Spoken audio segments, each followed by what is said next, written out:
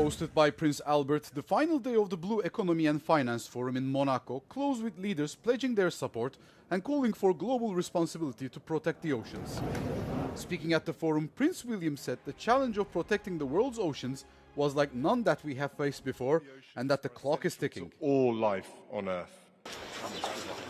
Meanwhile, French President Emmanuel Macron criticized countries that deny climate change and cut budget on this matter during his closing speech.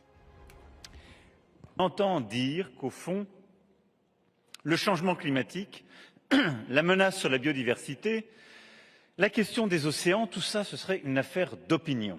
Je vais vous dire non, on n'a pas le droit de faire ça. Parce que ça n'est pas une opinion, mais c'est scientifiquement établi. A major focus of the week-long summit was to push to ratify the High Seas Treaty, which would enable conservation in international waters.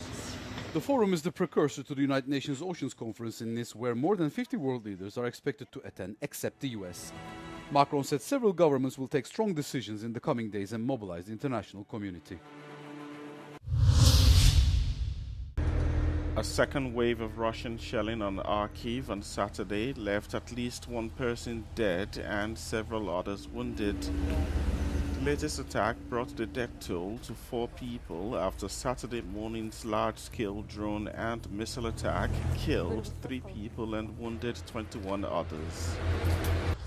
Дитяча залізнична дорога.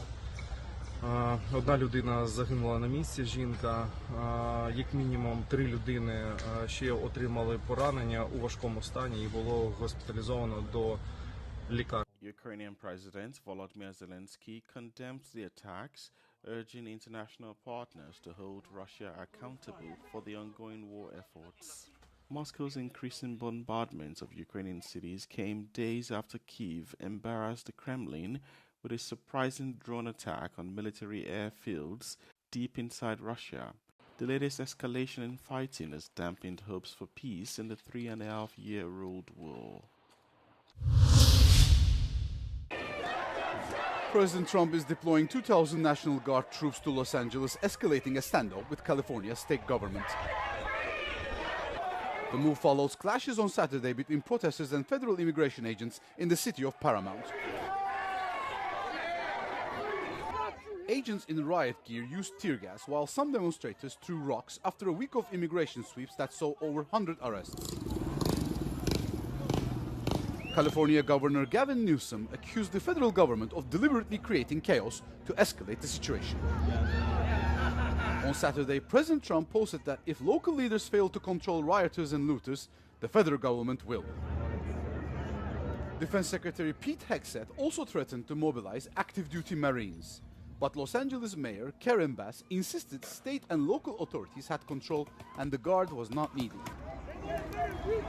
The unrest also saw the arrest on Friday of union leader David Huerta, drawing condemnation from senior Democrats.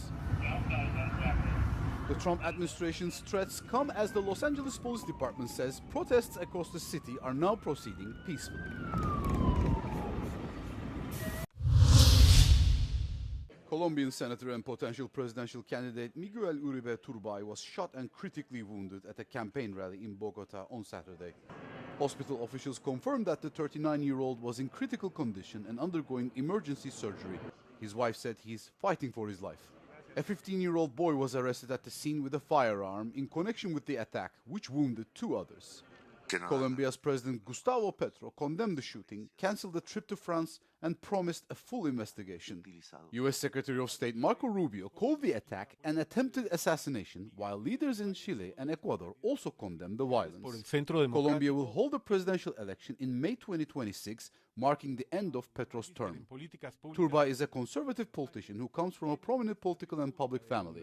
His maternal grandfather was president of Colombia from 1978 to 1982, and his journalist mother was killed in 1991 during a particularly violent period in Colombia's history.